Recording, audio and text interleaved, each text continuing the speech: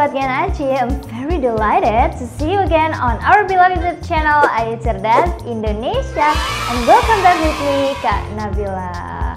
By the way guys, how are you doing? Okay, I hope you are doing well. Semoga adik-adik bahagia selalu dan sehat selalu. Oke, sebelumnya nih Kak Nabila mau tanya sama adik-adik. Adik-adik tahu nggak sih arti kata big?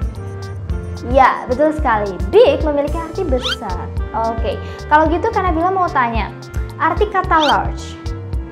Oke, good job. Large itu juga memiliki arti besar.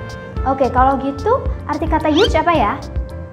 Oke, betul juga. Huge itu memiliki arti besar. Nah, yang terakhir nih, kalau great. Great itu artinya apa? Iya, betul sekali. Great ternyata juga memiliki arti besar.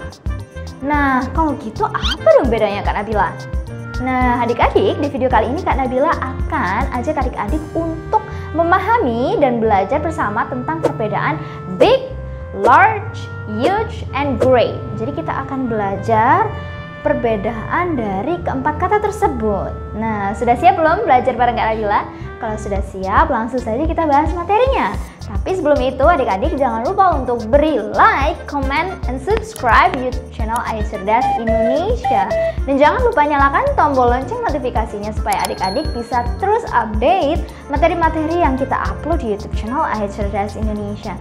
And don't forget to share this video as much as possible ke kakak, ke adik, ke teman-teman di sekolah, ke ayah, ke ibu gitu ya, atau ke kakek nenek supaya kita bisa belajar bareng-bareng. Oke, without further ado, let's get started.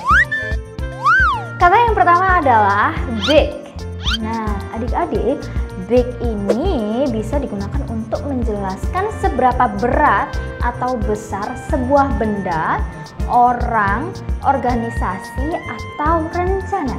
Nah, big juga bisa digunakan untuk menjelaskan pentingnya sesuatu hal gitu ya. Juga bisa digunakan untuk menjelaskan bahwa seseorang atau sesuatu itu lebih tua, tetapi secara informal. Nah, contoh kalimatnya gimana Kak Nabila? Contoh kalimatnya, the box is big, yang artinya kotak itu besar. Nah, contoh kalimat yang kedua, Nabila is a big girl now. Nabila adalah gadis yang sudah besar sekarang. Contoh kalimat yang ketiga, there will be a big event coming in June. Yang artinya ada sebuah acara besar yang akan dilaksanakan pada bulan Juni. Nah, contoh kalimat yang keempat, there was a big earthquake in Turkey.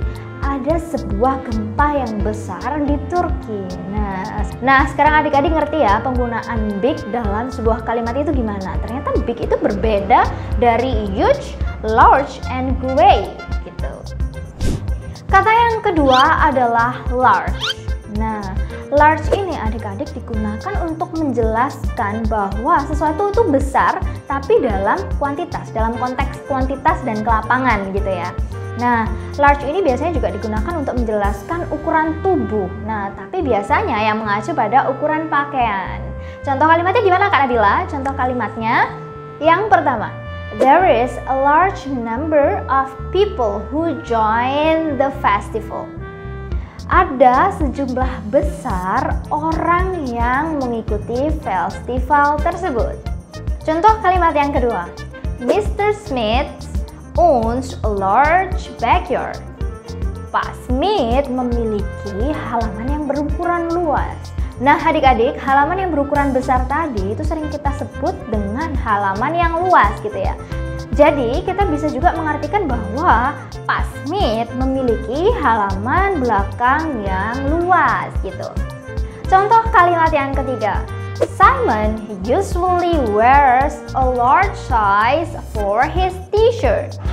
Yang artinya Simon biasanya memakai kaos yang berukuran besar.